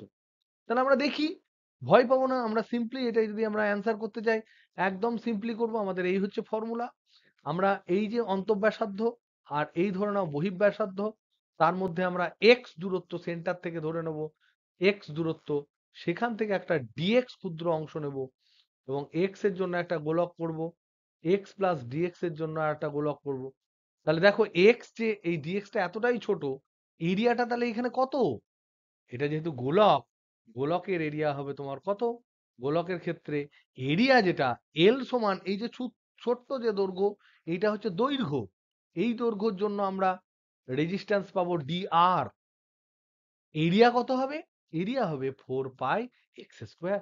তাহলে এই গোলকের জন্য এক্স দূরত্বে, এক্স দূরত্বে ডিএক্স দৈর্ঘ্যের জন্য রোধ, ডিএক্স দৈর্ঘ্যের জন্য রোধ, জন্য রোধ ধরে নাও ডি আর। তাহলে এল যেটা আমরা লিখি ফর্মুলায়, সেই এল এর জায়গায় বসবে ডিএক্স, আর এরিয়ার জায়গায় কত বসবে, এরিয়ার জায়গায় বসবে গোলকের সমগ্রতরের ক্ষেত্রফল যার ব্যাসার্ধ হচ্ছে এক্স। তাহলে এখানে আমরা ইন্টিগ্রেশন কি করব, তাহলে ডিআর সমান রো ইন্টু দৈর্ঘ্য, ডিএক্স দৈর্ঘ্যের জন্য ক্যালকুলেট করেছি, যার ভ্যালু হচ্ছে, যার রোধের ভ্যালু হচ্ছে ডিআর, বাই নিচে হবে 4 পাই এক্স স্কোয়ার, এটা হচ্ছে এরিয়া।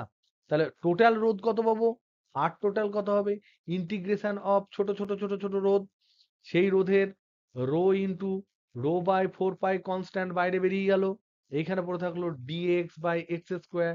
কোথা থেকে কোথায় ইন্টিগ্রেশন করব, একদম অন্তর থেকে বাইরে পর্যন্ত। তাহলে এক্স এর মান ভেরিয়েবল, এক্স ইকুয়াল টু এ থেকে এক্স ইকুয়াল টু বি পর্যন্ত আমরা ইন্টিগ্রেশন করব। এবার এখানে দিয়েছে 1 বাই এক্স স্কোয়ার, মানে হচ্ছে x to the power minus two dx, তার ইন্টিগ্রেশন। তার মানে আমরা জানি এটা হয় x to the power minus two plus one divided by minus two plus one, তার মানে হচ্ছে মাইনাস ওয়ান এখানে এলো, তাহলে মাইনাস, আর এটা x to the power minus one মানে মাইনাস ওয়ান বাই এক্স। তাহলে এখানে রো বাই 4 পাই ইন্টু এখানে আমি পেলাম মাইনাস ওয়ান বাই এক্স, যার লিমিট উপরে বসবে বি, নিচে বসবে এ। তাহলে মাইনাস, এখানে যদি আমি নিয়ে নিই মাইনাস রো বাই 4 পাই, এখানে প্রথম বসবে minus one by B minus one by A. আমরা জানি রোধ পজিটিভ হয়, সেই জন্য এখানে মাইনাসটা এসছে, এ তো ছোট বি বড়, তাহলে ওয়ান বাই এ বড়, ওয়ান বাই বি ছোট, তাহলে এটা ঋণাত্মক, ঋণাত্মকের সাথে মাইনাস গুণ করলে ধনাত্মক হবে। তাহলে আলটিমেট রেজাল্ট হবে rho by 4 pi into one by A minus one by B. এই ধরনের ক্যালকুলেশন কিন্তু তোমাদের পরীক্ষায় পড়তে পারে। সাতেরটাও দেখো, সাতেরটাও খুব একই ধরনেরই করেছে। সাতেরটার ক্ষেত্রে পরিবাহীর দৈর্ঘ্য ধরেছে, সাতেরটা কিন্তু অন্য ধরনের প্রবলেম। প্রবলেম 7 দিয়েছে যে একটা অর্ধবৃত্তাকার পরিবাহী নিয়েছে, তার এ আর বি প্রান্তের মধ্যে রোধ চেয়েছে এইরকম, এটা কিন্তু অর্ধবৃত্তাকার নিয়েছে, এর এখান থেকে এখানে এ পয়েন্ট নিয়েছে, এখানে বি পয়েন্ট নিয়েছে, এদের মধ্যে রোধ বার করতে বলেছে, এখানে প্রস্থচ্ছেদের ক্ষেত্রফল রয়েছে সেটা দিয়ে দিয়েছে। তাহলে এইটার মধ্যে যদি রোধ আমি বার করতে চাই, তাহলে এখানে দেখো প্রস্থচ্ছেদের যে ক্ষেত্রফল সেটা পরিবর্তনশীল নয়, তাহলে এইটা কিন্তু 8-এর মতো নয়। এখানে দৈর্ঘ্য বরাবর এই বরাবর যখন যাচ্ছি তখন কিন্তু কোথাও আমি দেখতে পাচ্ছি না যে প্রস্থচ্ছেদের যে ক্ষেত্রফল সেটা পরিবর্তনশীল হচ্ছে। যেহেতু হচ্ছে না, তাই আমরা সিম্পল ডাইরেক্ট আমাদের এই ফর্মুলাটা ব্যবহার করতে পারবো, যেখানে এলটা কি, এল হচ্ছে পরিবাহী দৈর্ঘ্য, এটা যদি আর ব্যাসার্ধ হয়, এটা অন্তঃব্যাসার্ধ বলেছে, এটা বহিঃব্যাসার্ধ বলেছে, তাহলে আর ব্যাসার্ধটা আমরা মিডেরটা নেব। এরকম ধরে নাও একটা এরকম এরকম একটা আর্ক রয়েছে, আর এরকম একটা আর্ক রয়েছে, এরকম একটা রয়েছে, এরকম একটা রয়েছে, যার অন্তঃব্যাসার্ধ বলে দিয়েছে কিছু একটা, বহিঃব্যাসার্ধ বলে দিয়েছে কিছু একটা। এটা এ, এটা যদি বি হয়, তাহলে এর মিডিল বরাবর ব্যাসার্ধ কত হবে? এই মিড পয়েন্টের ব্যাসার্ধটা কত হবে? এর মিড পয়েন্টের ব্যাসার্ধটা হবে এ প্লাস বি বাই টু। তাহলে আর সমান হবে এ প্লাস বি বাই টু, কারণ বি এর অর্ধেক নিলে মিডিল হবে। তাহলে এর এর দৈর্ঘ্য কত হবে? দৈর্ঘ্য হবে 2 পাই আর, হলো না, এটা হলো পাই আর। আর মানে কত? Pi into A plus B by two. তাহলে এই ভ্যালুটা এখানে বসিয়ে দেবো এল এর জায়গায়। এ তো এটাও গিভেন প্রবলেমে, তাহলে এই অ্যান্সারটা তোমরা পেয়ে যাবে। এটা ট্রাই করো, ভয় পাবে না, মনে রাখবে ভয় পাবে না। নেক্সট তোমাদের বিভিন্ন ধরনের এই ধরনের প্রবলেম পড়তে পারে, খুব ইম্পর্টেন্ট। ধরে নাও আরেকটা আমি প্রবলেম নিজের মন থেকে দিচ্ছি, যে কোন একটা পরিবাহীর পরিবাহীর রোধ হচ্ছে, ধরে নাও বলে দিল আর, এর দৈর্ঘ্য 10 দ্বিগুণ করা হলো, 10 দ্বিগুণ করা হলো, এবং যাতে এমন ভাবে যাতে আয়তন ধ্রুবক থাকে। এগুলো ক্লাস 10 নিশ্চয়ই তোমরা করেছো। আয়তন ধ্রুবক থাকে, তাহলে সেক্ষেত্রে নতুন রোধ কত হবে? নতুন পরিবাহী যেটা তৈরি হলো, তার রোধ কত হবে? এগুলো একদম ভয় পাবে না, এগুলো খুব সিম্পল। প্রথমটার তুমি ধরে নেবে এল দৈর্ঘ্য, প্রস্থচ্ছেদের ক্ষেত্রফল হচ্ছে এ। পরেরটা আয়তন যদি কনস্ট্যান্ট রাখতে হয়, তাহলে এটা 2L হবে, আর আয়তন মানে দৈর্ঘ্য ইন্টু ভলিউম, তার মানে এর এরিয়াটা হয়ে যাবে এ বাই টু। যদিও আমার ছবি থেকে স্পষ্ট নয়, তার জন্য ছবিটা আমি আবার আঁকি। তাহলে এইটা হয়ে যাবে তোমার পাতলা, এইটা 2L যদি হয়, এইটা হয়ে যাবে তোমার এ বাই টু। ভলিউম যদি কনস্ট্যান্ট রাখতে হয়, তাহলে একে এটা করতেই হবে। তার মানে এখানে দুটো পদার্থর ম্যাটেরিয়াল একই, তার মানে এরোরও ওকেই টেনে বড় করেছে। তাহলে আগের আর সমান কত ছিল? রো ইন্টু এল বাই এ। এখন আর ওয়ান বা নিউ রোধ যদি বলি, সেটা হবে রো ইন্টু এল মানে 2L, বা এরিয়া মানে এ বাই টু। তাহলে এটা উপরে উঠে গেল, তাহলে 4 into rho into L by A, তার মানে হবে 4 গুণ 4 আর। তাহলে অ্যান্সার হচ্ছে 4 গুণ হবে, 4 গুণ হবে। তাহলে এই দেখো 1 গুণ 2 গুণ 3 গুণ 4 গুণ করে দিল। এবার যদি এটাকে যদি বলে খুব কম পার্সেন্টেজে চেঞ্জ করেছে, 1%, 2%, তাহলে কি হবে? প্রবলেম বললো একটি পরিবাহীর, একই প্রবলেম, সেম টাইপের problem, similar of previous problem. আগের যে প্রবলেমটা করলে তার সাথে similar of the previous problem, সেই প্রবলেমের সাথে একদম একই প্রবলেম। এখন যেটা করেছে, তফাৎ কোথায়? তফাৎ হচ্ছে ফ্র্যাকশনাল চেঞ্জ, ফ্র্যাকশনাল চেঞ্জ, যেটা পার্সেন্টেজে আসছে। ধরে নাও লেস দ্যান 5% বা 4%, 4%, 5%, 2%, এইগুলোর চেয়ে কম, এরকম পার্সেন্টেজে ধরো চেঞ্জ করেছে লেন্থ। কি প্রশ্নটা কি হবে? প্রশ্নটা হচ্ছে যে পরিবাহীর আয়তন একই রেখে, আয়তন একই রেখে আয়তন একই রেখে দৈর্ঘ্য 1% বৃদ্ধি করলে, বৃদ্ধি করলে, রোধ কত পার্সেন্ট বাড়বে? রোধ কত পার্সেন্ট বাড়বে? যেহেতু দৈর্ঘ্য বাড়াচ্ছে, তার মানে রোধ বাড়বে, এটা বুঝতে পারছো। এই ধরনের প্রবলেম করতে গেলে যখন পার্সেন্টেজটা খুব কম হবে, তখন কিন্তু আমরা জেনুইনলি আমরা কিন্তু এই ধরনের প্রবলেম ফ্যাটাফ্যাট করতে পারি। কি করে করতে পারি? দেখো, আমরা দুটো ডেরিভেটিভ কষবো। প্রথম কথা হচ্ছে আয়তন। আয়তন সমান হচ্ছে দৈর্ঘ্য ইন্টু প্রস্থচ্ছেদের ক্ষেত্রফল। আর একটা হচ্ছে রোধ। রোধ সমান হচ্ছে রো ইন্টু এল বাই এ। এবার আয়তন চেঞ্জ একই, তার মানে ডেল্টা অফ আয়তন সমান হচ্ছে শূন্য, সমান শূন্য। তার মানে আমি ডেল্টা অফ আয়তন মানে ডি আয়তন অফ শূন্য হতে পারে। তাহলে আমি এখানে লিখতে পারি L into D A plus L into DA plus DL into A সমান 0। এবার আয়তন দিয়ে ভাগ করে দাও, তাহলে তোমরা পাবে dA by A plus dL by L সমান হবে 0।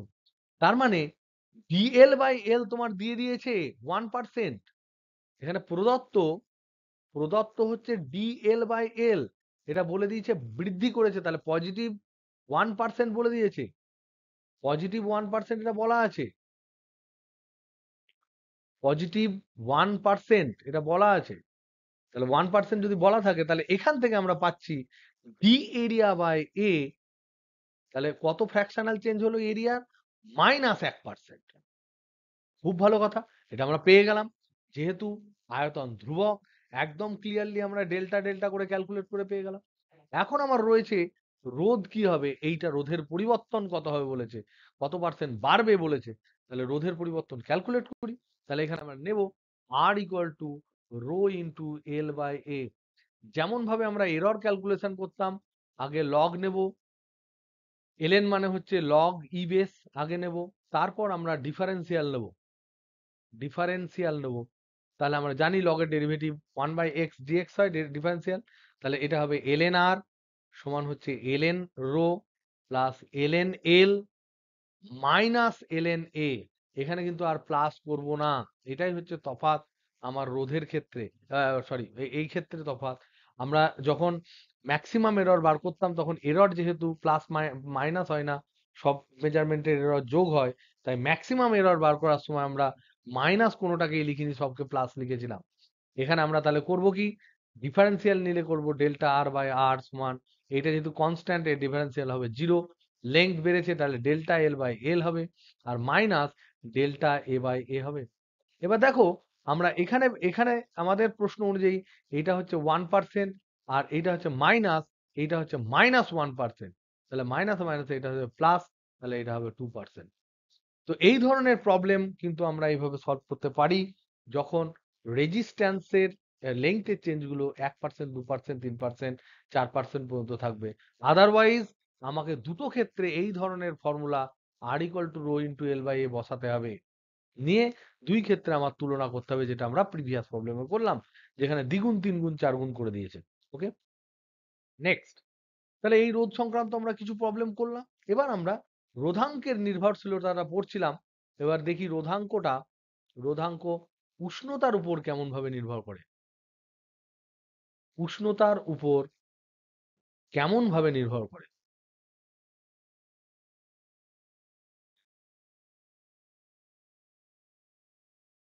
এটা বোঝার জন্য আমরা যেটা করব, আমরা একটা প্রবলেম, এবং তার আগে আমরা দেখব, প্রবলেমটা করার আগে আমরা দেখব রোধ উষ্ণতার উপর কেমন ভাবে নির্ভর করে, সেটা আগে আমরা দেখব।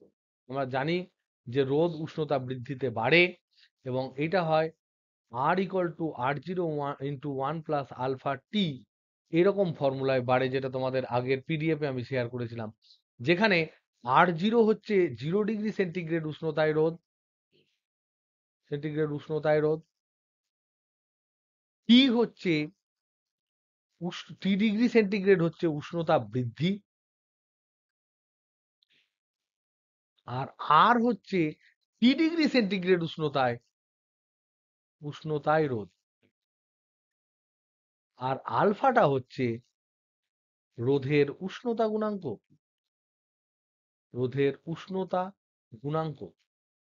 এই যে ফর্মুলাটা দেখছো, এই ফর্মুলাটা বেসিক্যালি ভ্যালিড তখন যখন যখন টি small, 20 degree, 40 degree, 50 degree, 60 degree এরকম বৃদ্ধি হচ্ছে। 1000, 2000, 5000 ডিগ্রি বৃদ্ধির জন্য কিন্তু এই ফর্মুলা চলবে না। যখন প্রচুর পরিমাণে টি হবে, তখন কিন্তু তার পরের কিছু প্যারামিটার কিন্তু হায়ার অর্ডার প্যারামিটার চলে আসে, আলফা, বিটা, গামা এগুলো চলে আসে, আলফার সাথে সাথে বিটা গামা চলে আসবে। তখন কি হবে, যখন টি খুব বেশি হবে, উষ্ণতা বৃদ্ধি, উষ্ণতা বৃদ্ধিটাই তো টি, সেই উষ্ণতা বৃদ্ধি সমান টি খুব বেশি হলে, তখন ফর্মুলাটা একটু চেঞ্জ হবে। খুব বেশি হলে তখন আর ইকুয়াল টু হবে আর জিরো ইন্টু 1 + α_t + βt², এই টার্মটাও তখন সিগনিফিক্যান্ট হয়ে যাবে, এইরকম ধরনের টার্ম হবে। যেখানে এই বিটা ফিটা এগুলো হলো higher order term, higher order coefficient, higher order coefficient, temperature coefficient, temperature coefficient of resistance, of resistance. তো এইটা নিয়ে আমরা আলোচনা করব না, কারণ এটা আউট অফ সিলেবাস। আমাদের যেটা সিলেবাসে আছে, ইন সিলেবাস যেটা রয়েছে, সেটা এটা তোমাদের জানিয়ে রাখলাম, কখনো পড়ে গেলে আবার ঘাবড়ে যেও না। ইন সিলেবাসে যেটা আছে সেটা হচ্ছে R equal to R zero into one plus alpha T. তাই তাপমাত্রার সাথে যদি রোধটাকে আমরা প্লট করি টি এর সাথে আর, তাহলে আমরা দেখতে পাবো এরকম একটা স্ট্রেট লাইন পাবো, যেখানে এই যে ইন্টারসেপ্ট ছেদিতাংশ যেটা থাকবে সেটা হচ্ছে আর জিরো, এটা 0 ডিগ্রি সেন্টিগ্রেড উষ্ণতা। আর এখানে যে অ্যাঙ্গেল আছে থিটা, এক্স অক্ষের প্যারালাল বা টি অক্ষের প্যারালাল যদি থিটা অ্যাঙ্গেল করে, তাহলে এখান থেকে আমরা পাবো ট্যান থিটা সমান পাবো আলফা। আলফা বা আলফা আর জিরো, এটা চেক করে নিও, বা it is proportional to alpha, check it. Okay, এবার এবার আমরা রোধাঙ্ক কেমন ভাবে নির্ভরশীল সেটা আমরা দেখি। রোধাঙ্ক কেমন ভাবে উষ্ণতার সাথে নির্ভরশীল।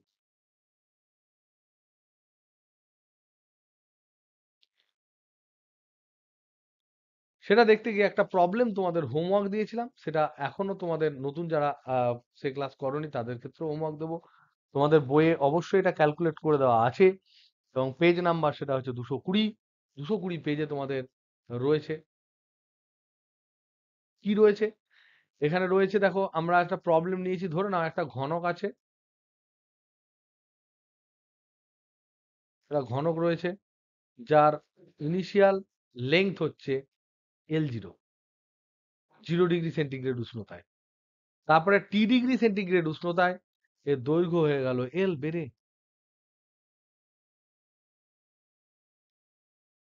এর দৈর্ঘ্য হয়ে গেল L। তাহলে L0 ছিল, হয়ে গেল L। তাহলে L আর L0 কিভাবে রিলেটেড আমরা জানি, L0 into one plus alpha T হবে। এবার দুটো আলফা, একটা আলফা হচ্ছে রোধের উষ্ণতা গুণাঙ্ক, এটা দৈর্ঘ্য প্রসারণ গুণাঙ্ক, তাই এই দৈর্ঘ্য প্রসারণ গুণাঙ্কটাকে আমি L নিলাম। আর রোধটাও এখানে আর জিরো ছিল, এখানে রোধটা হয়ে গেছে আর, তাহলে আর ইকুয়াল টু হবে আর জিরো ইন্টু ওয়ান প্লাস, এটাও আলফা ইন্টু টি হবে, এটা হচ্ছে আলফা রোধ, তাই এটার নাম দিলাম আলফা আর। একটা আলফা এল মানে হচ্ছে দৈর্ঘ্য প্রসারণ গুণাঙ্ক, দৈর্ঘ্য প্রসারণ গুণাঙ্ক মানে উষ্ণতার সাথে সাথে দৈর্ঘ্য কেমন করে বৃদ্ধি পায়। আলফা আর সমান হচ্ছে রোধের উষ্ণতা গুণাঙ্ক, তাহলে রোধ কেমন করে বৃদ্ধি পায় সেটা। তা দুটোই গুণাঙ্ক, কিন্তু একটা হচ্ছে দৈর্ঘ্য বৃদ্ধির গুণাঙ্ক, একটা হচ্ছে তোমার রোধ বৃদ্ধির গুণাঙ্ক। এবার আমরা দুই প্রান্তের যে রোধ, এই দুই প্রান্তের যে রোধ এখানে ক্যালকুলেট করেছি, দুই প্রান্তের রোধ এখানে ক্যালকুলেট করছি। এখানে রোধ পেয়েছি আর জিরো, এখানে রোধ পেয়েছি আর, তাহলে আর জিরো মানে কি, আর জিরো সমান হচ্ছে, আর জিরো সমান এখানে যদি রোধাঙ্ক হয় রো জিরো, এখানে রোধাঙ্ক ধরে নাও রো, তাহলে আমি এখানকার আর জিরো সমান আমরা কি লিখতে পারি, আর জিরো সমান লিখতে পারি rho zero into L zero by area, area মানে হচ্ছে এল জিরো স্কোয়ার। আর এখানকার জন্য আমরা লিখতে পারি আর সমান কি, নতুন rho into L by L square. তাহলে এই যে আর এর ভ্যালু এখানে, এই আর জিরোর ভ্যালু এখানে, এইগুলো সব বসিয়ে টসিয়ে তোমরা বই থেকে দেখে দেখবে যে রো অ্যাট টেম্পারেচার টি সমান হচ্ছে rho zero into one plus alpha R plus alpha L into হয় টি। যদি আমরা হায়ার অর্ডার গুলোকে নেগলেক্ট করি, যখন টেম্পারেচার ইজ স্মল, খুব বেশি নয়, খুব বেশি হলে তখন হায়ার অর্ডার গুলোকে আমরা ক্যান্সেল করতে পারবো না। তো এই ক্যালকুলেশন গুলো তোমরা করবে, এবং তার সাথে সাথে তোমাদের হোমওয়ার্ক থাকবে 220 পাতার, 220 পাতার দুইয়েরটা এবং একেরটা, পেজ 220, দুই, এক অ্যান্ড দুই, দুইয়েরটা অবশ্যই ইম্পর্টেন্ট। এই পর্যন্ত থাক তোমাদের, এই পর্যন্তই তোমাদের ক্লাস করা হয়েছিল। এখানে হয়তো এক দুটো প্রবলেম, একটা প্রবলেম কম, একটু কনসেপ্ট কম, একটু কনসেপ্ট বেশি হবে। কোনোদিনই দুটো পড়ানো সবসময় একই রকম হয় না। এনিওয়ে, চলো তাহলে, হোপ আমি পুরোটা তোমাদের করাতে পারলাম। Will meet you on Saturday.